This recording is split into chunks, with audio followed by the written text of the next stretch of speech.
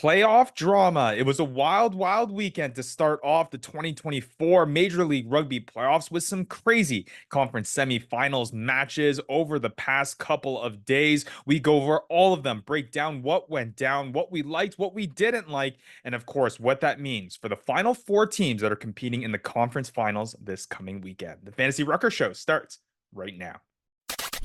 Where rugby and the world of fantasy sports collide. Welcome to the Fantasy Ruckers Show, bringing fantasy rugby to the masses, talking all things rugby from the MLR to leagues around the world. We're on top of it. Headphones on, pads off. This is the Fantasy Ruckers Show. Now, here are your hosts, Ryan Yee, Matt Yee, and Devin Vanderpool. What's up, everybody? This is episode 118 of the Fantasy Ruckers Show. Thank you so much for Fantasy Ruckers League members, our community members, and everyone else tagging along on this journey of making fantasy rugby a reality in the MLR. With you each and every single week, Matt Yee, Devin, Vandy Vanderpool. I am Ryan Yee, and we got a jam-packed show on this episode 118. We said it at the top. We had some playoff drama over the weekend, boys. Playoff drama. Not fantasy playoff drama, but real MLR playoff drama, and it came down to the wire. What is a buzzsaw? I'm giving a salute to the fallen soldiers. Well, there are definitely a bunch of fallen soldiers per se that happened this weekend, guys, because man, there were some shocking results. The way that we were talking on these past episodes with some of these teams wasn't exactly the way that we thought it was going to play out this past weekend. So do we know rugby? Do we know anything? I don't know. Every single time we do the show, I walk away feeling I know less.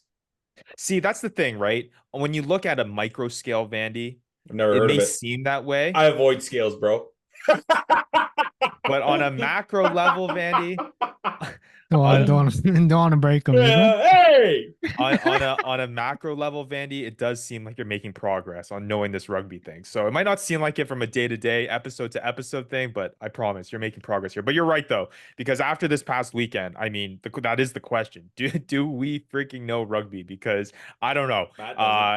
Again, a lot of these games, and we're going to get into it on this episode 118, but it was interesting. And a lot of fun matches, though, to say the least, though. Everything was a lot of fun. All the matches were great, back and forth. There were really no duds over this past weekend, which is really good. So we're going to get into all of that, break down the conference semifinals and the interesting matches we had. We, of course, have a Supreme Commissioner Yee Fantasy Ruckers League's update with some of the stuff that's going on with the weekly challenge. There are some updates there. Go over some news and notes, and then continue this role of playoffs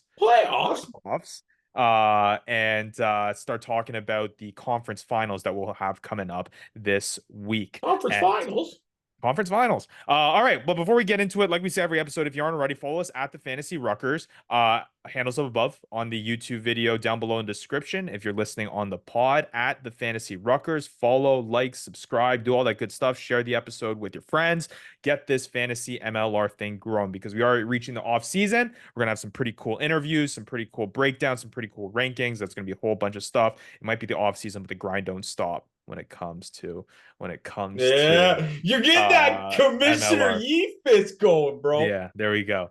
All right, well, let's get into it, guys. Let's start with some news and notes and break down some stuff. Again, heading into playoffs, not a crazy amount of news and notes. I guess the biggest one to kind of go over, we have touched on it over the past couple episodes, is just the increased number of announcements that we're seeing when it comes to guys moving over to the Bunnings NPCs, something that we see every single season this time of the year. One of the notable ones being Reese McDonald announces that he'll be with Manawatu Rugby for 2024 and 2025. But again, no concern here unless there's any other kind of developments that go on as they continue to play and try to progress into different levels of their rugby career. I would expect that a lot of these guys will be back with their MLR squads come the 2025 season.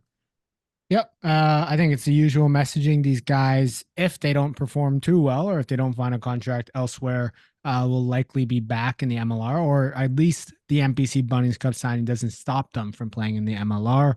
We've already seen, I know Reese McDonald is one of them for signing from Manawa too.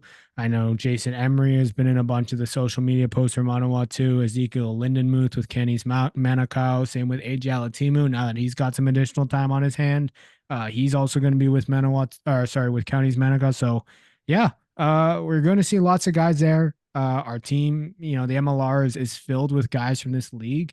And this is exactly why, just because they are in two different parts of the season and allows them to play both. So, yeah, don't be discouraged.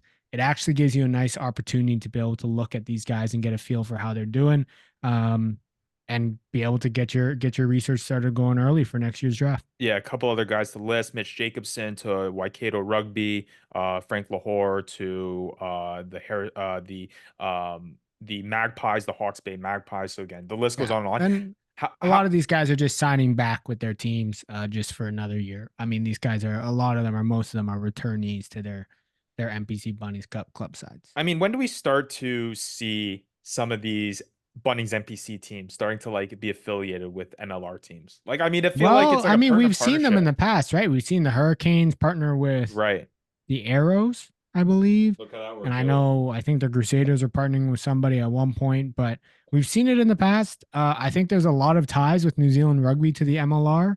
I think we lost some of those ties when New York left, and when Toronto left. But I think that as we continue to grow them and have these NPC Bunnies Cup players, we definitely will continue to have these ties. Yep. And then moving on to some other news, international stage to kind of set up. Well, before we get into that, Ryan, maybe I'll say some other thing is I know Giuseppe DeToy signed with the Vancouver Highlanders, I believe, coming from Miami.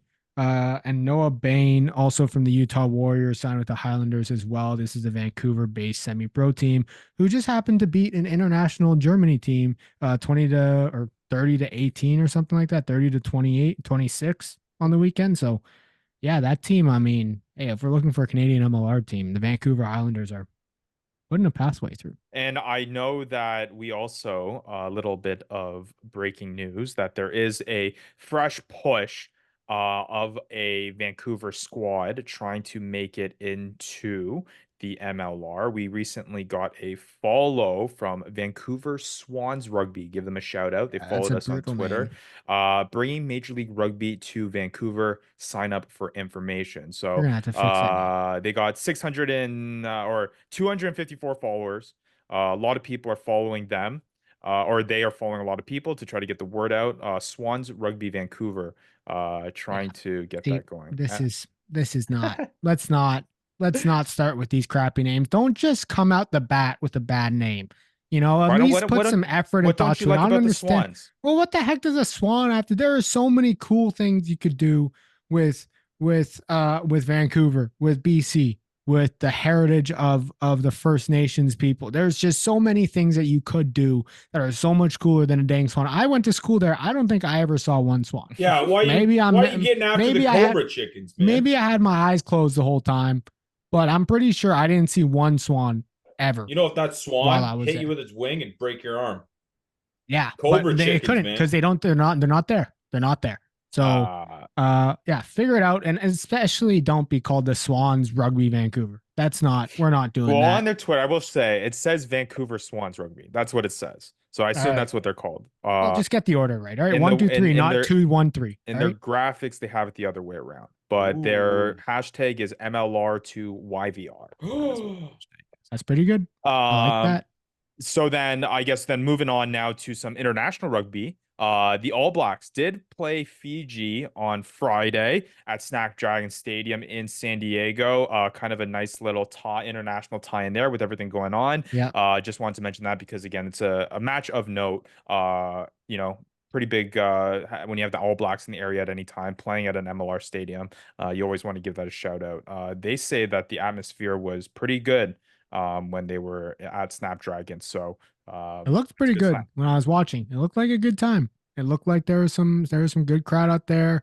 I must say that somehow Sky Sports was able to put a much better show on there than I've ever seen anything the MLR do so far. So, I mean, maybe I'm hoping that the MLR broadcast team, the Rugby Network, maybe took some notes tried to see, okay, this is the camera angles that you guys did. This is the different things that you guys were able to do within this stadium that an MLR team plays at, to be able to try and match some of that broadcast level. But yeah, it looked pretty cool. Vandy, you would have liked it. They at the start, Fiji has their own haka. Yeah. So they had their own thing. So they go like right after each other, and it's pretty cool. All right. Pretty cool atmosphere. Last piece of news before we start breaking down the games that happened over the course of the weekend. A little bit of insider info that I may have that I want to bring Where the heck up. you getting this from? Cannot say my sources, but there is word on the street that following the loss of San Diego to the Seattle Seawolves over the course of the past weekend, it does seem like that Matt Giteau, Ma'a Nanu, and Mikey Teo have played their last MLR game. This is what I'm hearing. These are hints that it sounds like they may be hanging up the boots after this season. You know what? So, I'm not surprised. I mean, Mikey Teo's not that old. Giteau was straight up. I feel like we go over this every single time. I think Bender Mikey for Teo's half kind the of year. Mikey Teo's He was not on a old. bender for half the year. He's not? How old is he? No, remember I called him 40 and he was like 30? Yeah, he is 30. That's old for rugby age. Well, Nanu's 40, I mean, look, bro. it's tough when you're playing when you're comparing it to Nanu, who's also retiring at the age of 41. But regardless, I think Teo has great, not just MLR career, but also just a great rugby career overall. If this is true, Ryan, I don't know if I can trust you quite yet, No. but if this is true, I mean, all of them are great in their own rights, and all of them have kind of had their own careers here in the MLR that we can be lucky enough to say that we were a part of, or at least we got to witness. It is funny to think what the team of Saint. I feel like they were trying to give it a go. They made it to the final. They had kind of these guys in and just didn't get past the crux here this season. Rough game for Giteau to walk out on them. Yeah, it is tough. But all right, well, talking about those games, let's get into the full-fledged of it, and let's talk about some of these matches here. And we'll start off by the Saturday's matches. We start off with the Eastern Conference battle between the New England Free Jacks and Old Glory DC at home, and it ended up being kind of exactly what you predicted, Matthew. It ended up being kind of that barn burner that you talked about. A back and forth and fair, and Vandy. That back and forth affair, Old Glory DC up by a good margin at points in the match, and then New England really just clawing their way back into this one to win it 33-29. Just overall thoughts in terms of New England versus DC. I mean, look, I think it was the same story that we've seen every time when they play each other. Like, New England just found a way to not get up. Mm-hmm. Now, I mean, they did find a way to win, but they found a way to not get up for this one. Like, they were making so many mistakes early. They had so many discipline issues, and Old Glory DC came out hot. Like, they came out hot. They dominated the set piece. They took advantage of every opportunity early. Mm-hmm. And defensively, they actually looked really good against the New England Free Jacks side. You expect to just be a lot better defensively. Mm-hmm. I think what happened was New England figured out that, hey, we can't go out the back every time. We're gonna have to earn the right to play wide against this team, and that's what they did. Once they started doing that, we saw the forwards kind of get into it. We saw the forwards starting to get the ball more. We saw guys like Wayne Vanderbank getting involved a lot more. And yeah, I think really for Old Glory DC, I think they're gonna hate themselves for giving up so many penalties within their half. Potros missed a few kicks. Yeah, he still had 4 out of 6.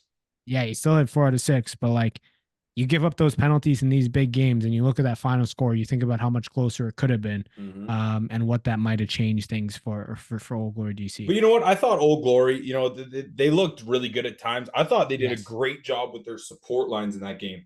There felt like a couple times when not that I was getting out of hand, but Buckley. But I mean, great support lines by Buckley on pretty much all of them. But I mean, Reese Lightning and Wayne Vanderbank, man, those two, like, that Wayne Vanderbank try right before half, unbelievable. Yeah. And Reese McDonald, aka Reese Lightning, like, come on, bro. Look you got good. Those 2 stars. I mean, they could steal a game. They could steal. They're game breakers.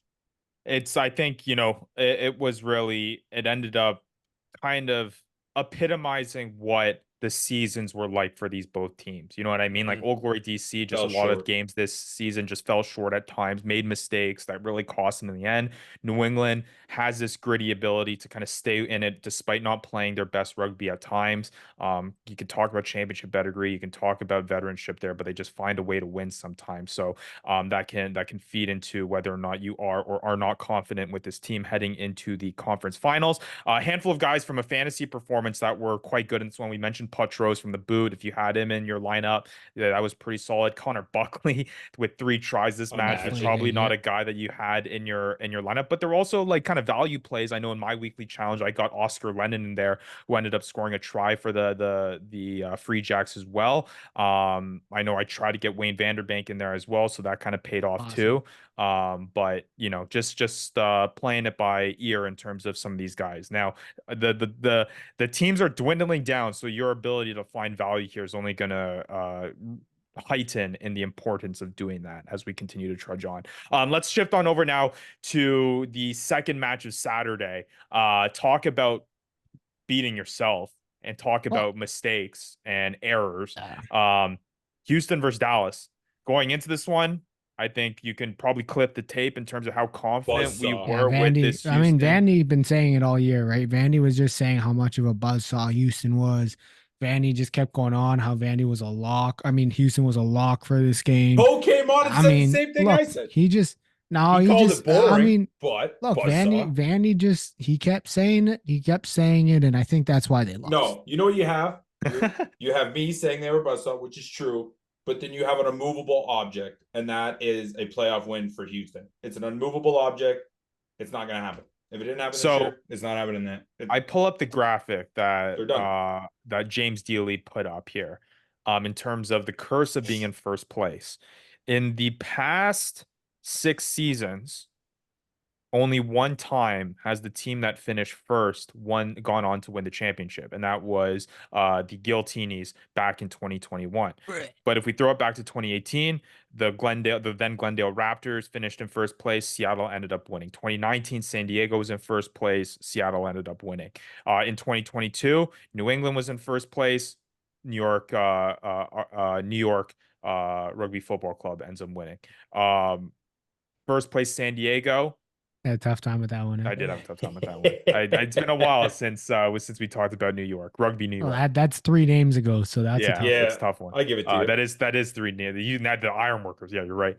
San Diego Legion finishing first last year. New England ends up winning. Now this year, Houston was in first. They end up falling to the Dallas Jackals, 34-22. So, yeah, I mean, look, I think when I watch this game, it's so funny how it just resonated back to the way that Ko was talking about this team.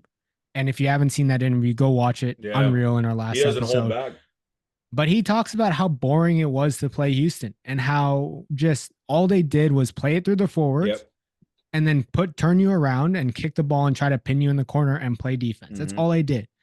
Let me tell you, that strategy works amazing when you can get ahead. When you're able to get ahead and dominate on defense, that strategy works great. But what Houston wasn't able to do was 1, get ahead, and 2, dominate on defense. Dallas is one of the most electric offenses in the league, and they showed it in this game. Just the way that they moved the ball around the field. Even Houston, one of the best defenses in the league, wasn't able to keep up. And frankly, at the end of the game, I mean, we saw the clip of Lourdes Vanderskiff waving goodbye to Tidwell, scoring his try. I was just going to say that. Dallas is waving goodbye to Houston, saying good luck in Cabo. Dude, there's something, Florida, maybe. To anyone that played sports, you can attest to this. When you see something like that, nothing lights a fire in your belly, like something like that. Yeah. I watched that and I said, you just lost the game for yourself. Yeah, that was a tough one. I mean, I think it was also epitomized by the grubber kick attempt by Tuatara Talatasi. Oh, brutal. That just ended up turning to be a try the other way, which was just brutal also. But you're right, Maddie. I think the kryptonite for this Houston SaberCats team was this Dallas Jackals team because of how electric this offense was. And if things fell right, we heard the confidence of this Dallas Jackals team heading into this match about how they were confident they could come away with this one. The record, people were doubting them with their record, me included. But as a in-house Dallas Jackals fan, I am loving this now. Yeah, because last week we were tripping over in the in-house, and you were like, Houston.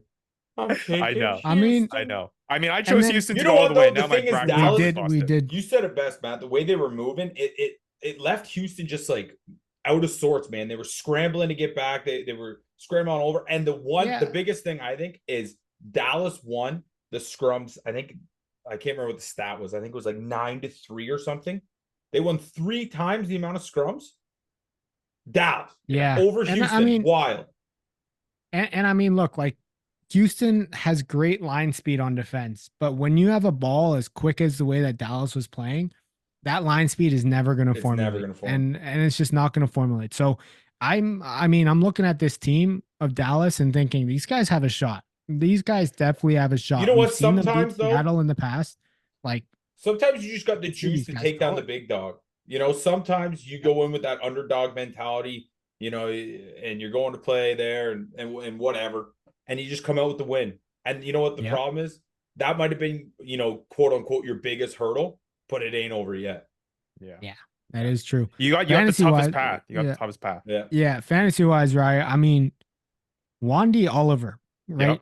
This guy comes in and decides that he's going to score tries like he usually does. I'm pretty sure he scored. Yeah. And he's also going to kick conversions. Yeah. So and now you're looking at this. He had a bunch of try assists. And now you're looking at this of like, what a big game from him. One, I mean, who knew that he was going to be kicking with Connor Winchester and Martin Elias on the field? Right. But like, yeah, that was a game for the. I mean, it was a day for the Nines, really. Yeah. And Wandy Oliver was just part of that one. I mean, even Andre Warner, he was even part of it too. Yeah. No, I couldn't agree more. Again, Dallas coming away with a big one, 34-22. We'll talk about more in our Triple D Devin's Degenerate Dambles segment. But man, if you were at all faithful in the Dallas Jackals, you had some good odds. Came out with bank, man. Yeah, you had some pretty good odds heading into this one. I believe they were plus 500 underdogs. Yes, they were in this one. So it was interesting. $5 from Major 25, ladies and gentlemen. I now am shifting over to the first matchup of the Sunday. NOLA taking on Chicago at home. This one kind of went as I predicted it would go, kind of how I expected. Chicago, I think, is really turning it up at the right time here. They take this one 45-21. It started out close and back and forth, and that Jonah Moe try, I think, is my favorite try of the weekend. It was pretty dope. It was disgusting. He was running guys over and just not falling down. Maddie, I understand why you love this guy, but it just ended up being Chicago pulling away. And really, Chicago looks solid. Like they just look from top to bottom, just look really good. Starting with Fawcett, the Butcher, even Luke Hardy looking pretty okay in this one. And then you throw it out to kind of Carls, Oxberger, Meeks, they all looked good. Yeah, sure. Dominguez, all good. I think Meeks here was the driving force, like up the middle. Chicago dominated up the middle. Mm-hmm. Like they were so strong offensively through the center of the field, and you saw them just kind of break through the NOLA defense every time. And NOLA, frankly, they went back to the ways of the NOLA that we're so used to seeing lose. Right? Like a team that isn't that great defensively, a team that makes kicking mistakes and poor kicking decisions, a team that takes way too many penalties. Way too many yellow cards. Yeah. And I mean, they were saying on the broadcast, one of the least yellow carded teams in the league decided that at the worst moments, they were going to take 2. Yeah. And they're going to take the most that they've had in a game. Mm-hmm. I think that just kind of sums up like the NOLA that we're used to, a team that can play well, but in the big moments often shies away from the bright lights. So yeah, disciplinary issues killed them. They sucked at the breakdown. Chicago absolutely dominated the breakdown. And Chicago, I mean, the turning point simply for them was like the first yellow card. They scored 2 tries. That was it. Yeah. And you know what? I hope Luke White's back for Chicago for their next game. You know, he's really good in the back of the in the scrums, and they lost the scrum war this game, but you know, I think if Luke White's back there, that's going to really help. There were rumblings in our Discord chat that Luke White may have suffered kind of a tail end season injury that may keep him out for a while, but we'll see. Again, just speculation. I mean, look, like Connell Boomer was decent in terms of open play. You got Rumble coming off the bench. You have Rumble coming off the bench. But yeah, And I think it'll be. I think. Look, their back line is they're at full strength. Yes, they are. They're definitely at full strength, and they are steamrolling. And I think I'm excited to see these guys continue to play and continue to roll on. All right, last matchup of the weekend, Seattle taking on San Diego in the final Western Conference semifinal match. Seattle coming away with this one 30-28. It wasn't as close as it may seem as a peer. I believe San Diego didn't get their first try until the 50th minute, I believe. Yeah. A lot of it coming off of the boot of Giteau. They were up by, I believe, 8. I think before they scored that kind of last minute try that kind of put it within that 2-point margin that we saw there. But Seattle looking good, looking solid. They were moving it, but San Diego I think there were a few mental mistakes there that just kind of cost them in the end. And Seattle was extremely physical that game. Yeah. Like I think they had I can't remember the stat at one point, but I think it was like 160 tackles to like 90. It was insane how much Seattle was just getting in there, meeting them with force, stopping it. Didn't really let him get outside. Didn't even let those the scary guys in Nanu, Makito, Tupai didn't really do a whole hell of a lot. Thomas, I always mess it up. Awake. Mm-hmm. He had a sick try, man. That was awesome. Little acrobatics. Did a little cartwheel, man. That was badass, man. So, but Matt, your overall thoughts on this one? Yeah, I mean, I think San Diego you remember the San Diego team that just didn't show up in first halves and decided that they were going to try and come back in the second half. Yeah, almost. And try to win the game in 40 minutes. Yeah, didn't work, did it? And hey, it's not going to work in playoffs. No. That ain't playoff rugby. I think I said that back in like week 4 or 5 of like, this type of rugby is not going to win you championships. And we saw a perfect example of that. Yeah. Like you cannot go 50 minutes without scoring a try against a team like Seattle when they're putting up points on the board. And Seattle was giving them plenty opportunity with the amount of they both I believe scored tries on the yellow cards. But I mean 15 penalties for Seattle. They both had discipline issues for sure. And frankly, it probably kept San Diego in the game more than they should have in that first half. Mm-hmm. Like it's true. Like frankly, with Giteau's kicks off the tee, he missed one pretty atrociously. That was pretty tough to watch. But like, I think Seattle, look, the better team won here. The more consistent team won. The more physical team won.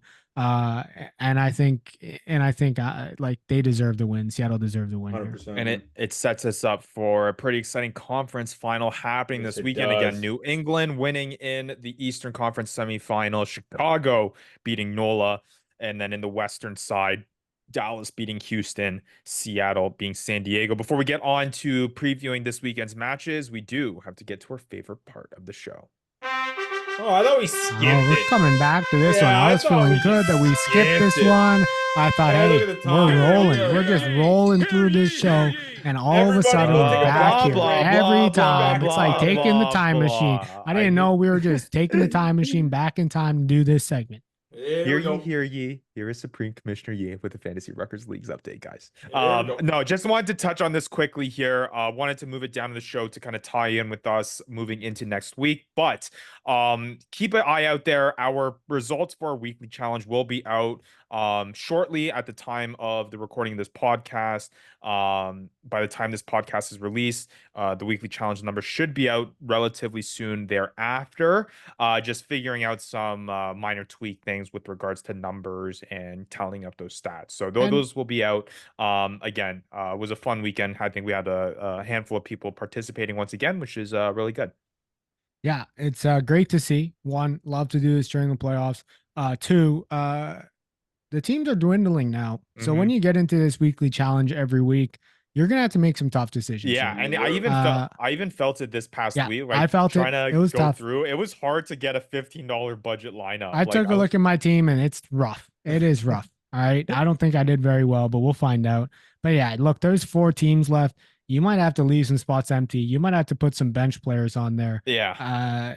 Pick your poison. You're scraping the bottom of the barrel on some of these. Hey, make sure you're getting the picks at the right spot and take the value where you want. In my opinion, just take it from, maybe the champion over there, Ryan Yee's got something better to say, but you might have to just spend like 2 positions 3 positions, $5 each. That's what I was and thinking. the other 2, just leave them blank. I did That's 5, honestly 5, what I was 4, thinking. 1. Yeah. 5-5. Yeah. Do like a So- 5. Yeah. Or even like a 5-4-4-1-1. Yeah. That's it. So we'll see. We're going down to 4 teams this weekend, which will make it even tougher. Again, make sure to get those weekly challenge lineups in. We'll keep everyone posted with how that is progressing. Should be good. Again, I just want to take this moment to also say the questionnaire for our users, kind of feedback on how they experience their season, will be coming out after the playoff run. So keep an eye out for that over the next few weeks to give some feedback on how you experienced fantasy MLR and how you enjoyed it here in 2024.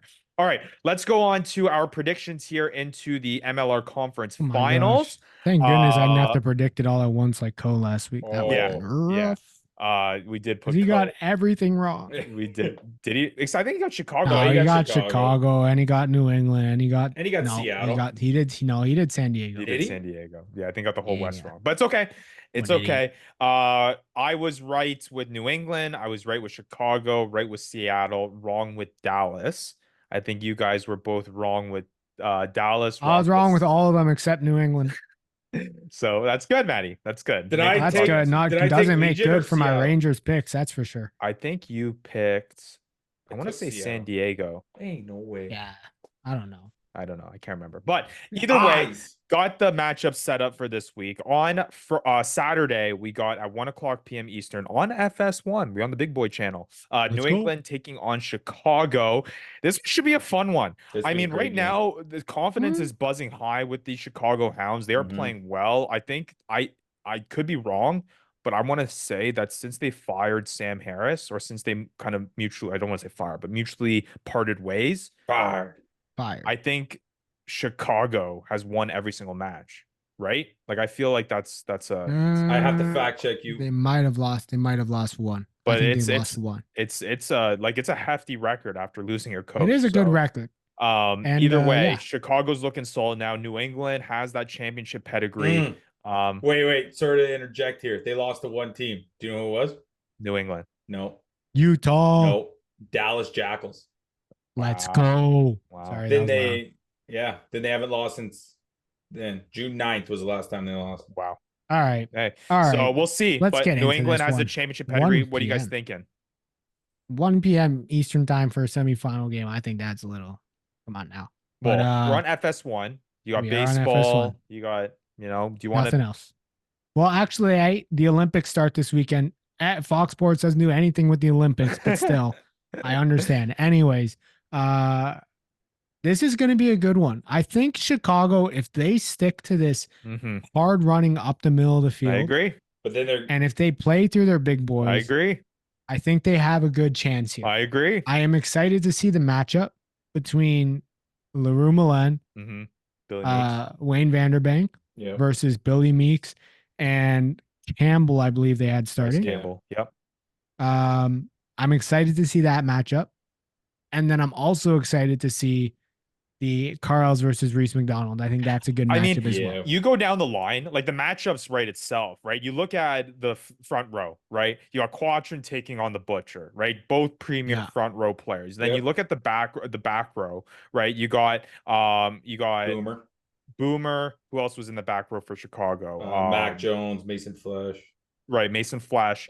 And then you look at New England, you got Jed Melvin, Seta Baker. Like it's strong. And then you got what's it called? 9-10s, don't worry about it. Yeah, not a good matchup there. 9's definitely not a good matchup. Back three, 10s, it's just Potros. And the centers look great there. So we should see. But I think what you're alluding to, Maddie, I think I'm gonna pick Chicago in this one. I think I'm gonna stick with what I picked before knowing what these matches were. I think Chicago's gonna make the final. All right. Vandy, you're up, buddy. I'm going Free Jacks. I think Balacana looked great. You know, him and Reese, Wayne were looking awesome. Potros was tackling, hitting the kicks. I don't see any of that slowing down. Yeah, look, I think Chicago's going to keep this one close. I think it's going to be a great day for fantasy. I think that's for sure. Yeah.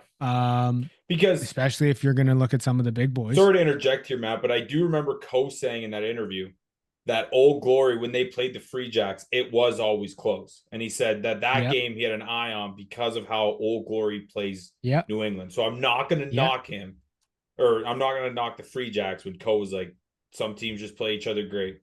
Yeah, and I look, Chicago's on a tear for sure, but I think I gotta go the New England Free Jacks here. I think they find a way to win. They will find a way to win, and yeah, I think they just got off. They got off to a rough start against Old Glory DC, which is kind of what they've been doing all year. All right, well, let's shift on over to the last conference final in the West. Seattle taking on Dallas, 4 p.m. I want to say Eastern time. Yep, Eastern time on FS1 on Sunday. I like this. I like this. Sunday. I don't have to be up till 12 p.m. watching the game. That's true. No, Seattle, Dallas. This one I think is also going to be a fun one to watch. I mean, we got to remember back in week, what was it, 4, that DeWalt Kotze decided to put on 4 tries off the maul against the Seattle Seawolves. So I think we know that this is going to be a bit of a high-scoring affair here. And we know this Dallas offense, it's hard to keep up, and they're going to want to score points. And they've scored one of the most points per games in the entire league. I'm going to start off hot here. I think Dallas is going to win this. I think Dallas. I think it's their time here. I think it's their time here. They're going to start from the bottom, and now they're here. I like to hear it. I think the Dallas Jackals are going to win it too. I thought I was gonna be like the only one cheeky when I said Dallas. No. I mean, the sky's the limit with this. I'm not going to get into it because we're going to get that into the next segment. But I'm going to say like this is going to be a good one for the week of Degenerate Dambles. Dallas has just been looking confident, and they have a high powering offense. Seattle, again, it just looks like a weakened Seattle team. Also, Duncan Matthews, I think, left hurt.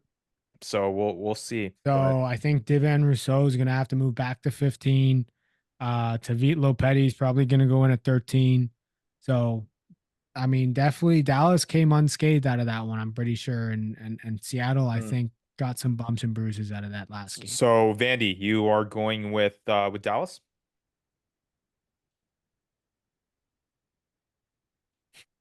Von Isaacs is still out the year, right? Yeah. Bogun is still out. Bogun. I'm still calling him Vaughn. I don't care. Give me Jackals. All right. All of us going Jackals. Let's over Seattle. This is crazy.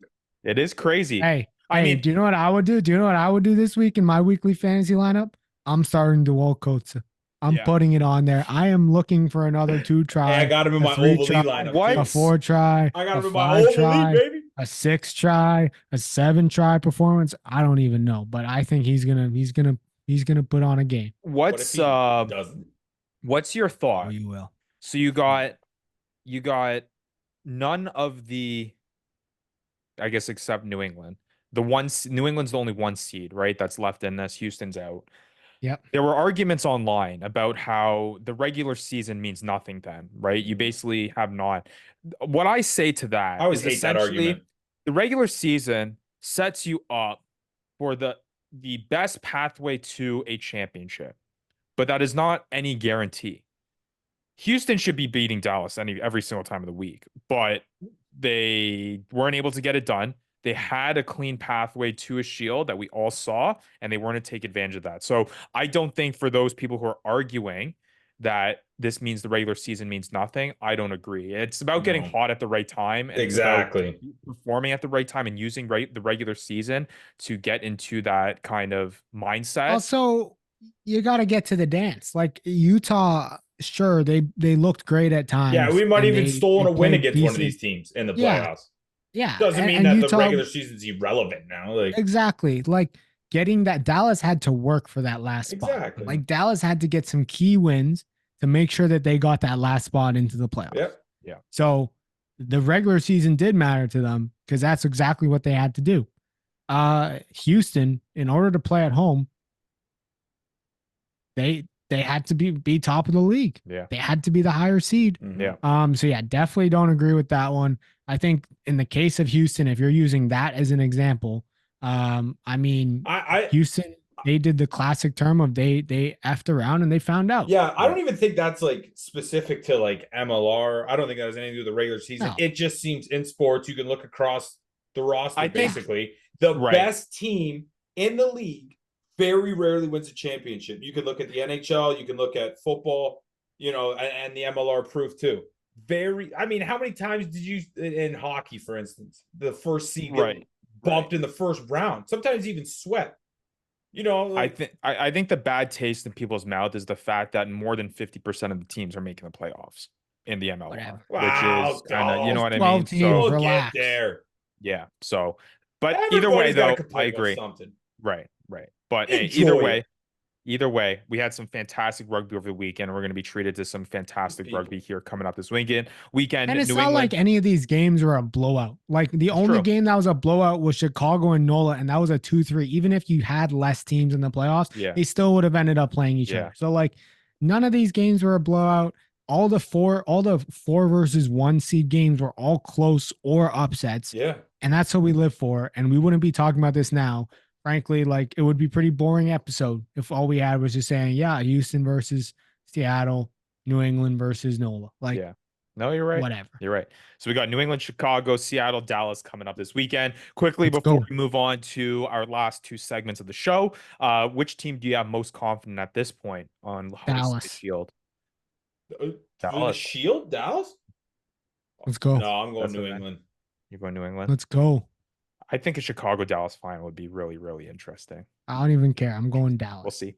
All right. Let's head on over. Wait, by the way, can we just tell people that Marshmallow is at the MLR Championship? Marshmallow is at the MLR Championship, August 4th, 4 p.m. on Fox. Not even FS1, on Fox. Delicious if you put him over a fire. Yeah. There you go. Depends how you work it. All right. Well, another brand new segment that we have here on the Fantasy Ruckers Show. We got OvalYe with Vandy, presented by OvalYe, and we broke down the matchups that we have, and we're going to be looking ahead to what the plays are, because our advice last week, and this is where a wrench gets thrown into things. Our advice last week was selecting and making the investment into players that you believe are making it to the final. Now, if you thought that was New England, you were a pretty good play, and you're making investments in your rare, limited tournaments on New England guys that you're still going to have able to play. But I think a lot of people probably invested in some Houston guys. I know I was putting some bids on a few guys like Pita Aneasu. I was putting bids on. All right. Well, the prices have skyrocketed. Oh my God. Skyrocketed for this playoff. Right now? Oh my gosh, some of these trade values are skyrocketing. I took a look. I was like, hey, I gotta take a look at the trade. And I said, nope, none of these. There's a 95 limited Quadrant card for $7,000. Not real money. Crazy. 7,000 of these coins. But yeah, Ryan, speaking of which, pretty crazy. I've got a limited Jonah Mo, and that's not going to get me very far for these next 2 games. Yeah, Joel Hodgson's not doing much either. Yeah, I'm going to have to find a replacement. Luckily, I got Oxberger, who's playing at my scrum half position, scored a try on the weekend. I got old Q still sitting in there. Such a good card to have right now. Yeah, a great card to have. So I'm gonna have to do some figuring out here in this limited one. Because I'm in a tough spot. Now, if you had to pick before we go into the free to play for your limited or rare tournaments, who are you the most confident in investing in right now? I guess we talked about it last week where we're like, we're going to see these prices skyrocket. We said it last episode that we're going to see them go up. It's only basic economics to see this happening, because now the demand is super high. The supply is really low because you only have 4 teams remaining. If you have to now bite the bullet and buy an expensive guy, who are you the most confident in? What team are you investing in? I got to go with my picks, like New England and Dallas. I think I'm going to give a go for those ones. That's where I would put my money into. And that's where I would kind of start investing into those players and those teams. So luckily I've got a couple of them covered on the New England side. Dallas, I definitely don't have anybody. So I got to figure that portion out. Kotze and Gomez Vara. I got Gomez Vara. That's a good card to have. Gomez Vara did That's pretty good. That's a great card to have. I have Kotze and Tuifua, which is going to be. I don't have any halves though. I got Joel Hodgson and Oscar Collar. Yeah, both not doing much for me. Yeah, so we'll see with that. But moving on to the free to play side of things, guys. There are some marquee guys that I think you're looking at. I think what's fun about this weekend is that Vanderbank. I think what's fun about this week, and we said it on last episode, how we're going to really pinpoint these games that are going to be high scoring affairs. Ultimately, all of them really ended up being high scoring affairs, and you really didn't have a bad choice when it came to picking these marquee guys in these games. And I think we're having another situation this weekend where it's kind of the same boat. I think New England, Chicago is going to be back and forth. I think Seattle and Dallas are going to be back and forth. So take your pickings from the guys that you want. For me, again, Maddie, you said it. Vanderbank. I like Potros. I like Billy Meeks. If you can like find a cheap Cardi card, like I would be okay with that too. Like even as just a 1 week rental and you need that this week, like you never know. You know what? One other thing. The thing with free to play is you can pick from all the. That's true. One other thing to look forward to, you got to remember you're playing this for next year too.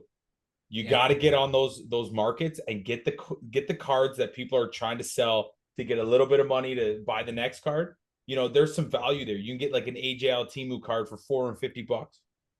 You know what I mean? That's true. That's Next true. Year, if that's a good if you're really thinking about the future, way to go, Vandy.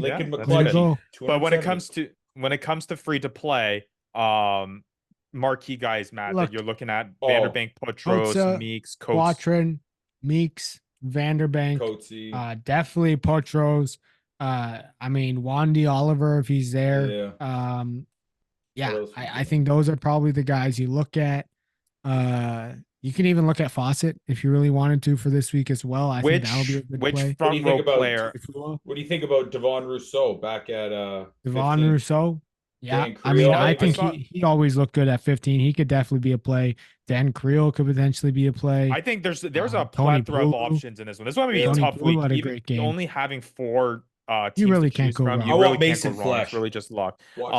Mason also good play. Out of all the front row players, because I think all of them are marquee going in this one. You got obviously Quatrin, Fawcett, Tofed, yeah, give me Coates.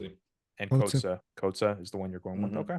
I mean, not many options. Give me the Canadian South African. If everyone else going Coates, give me Q. Okay. We shall see. But yeah, like we said, to wrap it up, I really don't think there's a wrong option here. Go with your gut when it comes to the free to play. Really, I think we're at the 4 best teams, right? Finishing out the season in terms of playing right now, right? The 4 best teams that are in kind of form right now, and I think that's going to bode well for fantasy managers. And then when it comes to, again, the tournaments, make those investments, see what you can do. And to Vandy's point, if you're kind of throwing in the towel this year, there are some cards out there that are no longer playing in the playoffs, so you could probably get it at a pretty discounted price in order to invest in the future, which might be a good call there, which is good. Anything else to add, guys? That's it. All right. Well, that is OvalYe with Vandy, presented by OvalYe. All right. To wrap up the show, we got our Triple D Devin's Degenerate Dambles segment. Some pretty good odds last week when it came to what you could lay your money on that were really some risky plays, but you were looking pretty good. And we talked about Dallas getting the plus 500 underdog pick on that one, which was very cool to see. There were some other odds here going through it. Chicago was favored by almost 200. Dallas was favored by almost 400. It was close. So 2 of the underdogs winning, 2 of the favorites winning in this one. Vandy, what are you kind of looking at this? There's only obviously 2 matches to choose from. I mean, how do you not choose Dallas, who's probably going to be the underdog heading into this one, right? Yeah, I mean, I would assume Dallas just played the 1 seed. They'll play now the 2 seed. So, I mean, now instead of plus 500, probably plus 350, plus 3, maybe even lower. Maybe Vegas tuned in on it. One little spicy thing you could do. Parlays are the worst. You always lose on them, but I love them. And so do you. And that's why you tune in. I'm going Dallas Jackals with Chicago. Throw a little parlay, just a $5 one, but you get the bold dog one. I think you're going to be looking at, like, just with 2 teams, I bet you're plus 700. And 2 teams that really stand a chance. Yeah. That's what I'm saying. Like, anyone, I can see any of them winning this weekend. So why not? For a solo bet, like, I guess, lock. And, remember, when I say lock, I mean a lock for me. That's my idea of a lock. By no means is it set in stone, but Devin's lock is the Free Jacks. Okay. A little bit of contradictory there. Going for the losers. Oh, I always do the parlay because they're always going to lose. Yeah. And betting, and then you save yourself. In betting, you're not trying to win big. You're trying to hedge small bets to get like $20. Do it every week. There you go. Yeah. I mean, for me, I would just hammer this Dallas one. Hammer. Like, I have so much faith in Dallas right now. How much? Put a dollar amount on. I don't even know. Put a dollar amount. I don't even know. No, I can't even. I don't even. It's gonna come to the whim of how I'm feeling, and also depends on the odds, obviously. But I think they're gonna have some pretty good odds. I think they're gonna come in here with some big underdog mentality. And it's gonna be the free Jacks Dallas and then a loser parlay. And what were they? Plus 500 against Houston? It was plus 400 around. Plus 400. So they got to be at least plus 200. Yeah. Nothing higher than plus 400. I think they'll be around plus 200, plus 250. I agree. All right. We shall see. And I guess to wrap up this part of the show, I will say you guys will want to tune in next week and also stay in touch on our social medias at the Fantasy Ruckers. We got a special announcement coming up when it comes to a future partner with the Fantasy Ruckers when it comes to Devin's Degenerate Dambles. We might have some good deals for our listeners. Got something coming down the pipeline. So you want to stay in tune on social media. And next week on episode 119 of the Fantasy Ruckers Show, got something special stewing just for you guys, which is great. We love just for you guys. That's right. All right. Well, hey, exciting weekend of rugby coming up here, which should be good. New England, Chicago on Saturday, Seattle, Dallas on Sunday. Who is going to be in the MLR Shield? Who's going to be playing the match where Marshmallow is playing at halftime? We will find out this weekend. Guys, do you have anything else left to say for the people? We love you. We thank you. We appreciate you. That's about it. All right. Well, hey, for Matt Yee, for Devin Vandy Vanderpool, I'm Ryan Yee. Thank you for tuning in to episode 118 of the Fantasy Ruckers Show. We'll be back again next week. Avicii, I love you. You've been listening to the Fantasy Ruckers Show, bringing fantasy rugby to the masses, covering everything rugby from the MLR and beyond. We hope you enjoyed the show.